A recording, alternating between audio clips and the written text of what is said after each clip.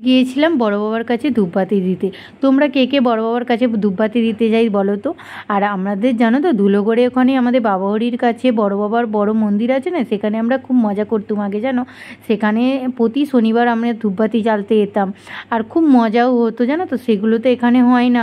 আর আমার মা কাকিমারা সবাই এই শ্রাবণ মাসে সিন্নি দিত। ওই সিন্নিটা খেতে আমার যে কী ভালো লাগতো তোমাদের কি বলবো। তোমাদের কার কার এরম ভালো লাগে বলো তো সিন্নি খেতে? তারপর দেখো এদিকে জেঠিমা ধূপবাতি দিচ্ছে আর আমার তো ধূপবাতি দেওয়া হয়ে গেছে। তো এদিকে ঠাকুরমশাই দেখো সবাইকে পুষ্পাঞ্জলি টলি দেওয়াও হয়ে গেছে। আর এদিকে আমিও ধূপবাতি জ্বেলে দিয়েছি। এদিকে ঠাকুরমশাই সবার সাথে গল্প করছিল। তো আমি ভাবলাম একটুখানি যেগুলো এসেছি তোমাদের সাথে শেয়ার করা যাক, এই ভিডিও ক্লিপটা নিয়েছিলাম। তারপর পুচকুকে তো নিয়েছি আর দেখো কি জ্বালাচ্ছে। আর জানো তো এখানে না প্রচুর জল জমে আছে সাইডে। তোমাদের কোনো একদিন খুব অনেকটা ভিডিও করে দেখাবো। মানে আমাদের এই মন্দিরের পাশেই একটু স্কুল আছে, সেই স্কুলে বড় মাঠে প্রচুর জল জমে আছে। আর পুচকু কেমন পেরেশান করছে দেখতে পেয়েছো?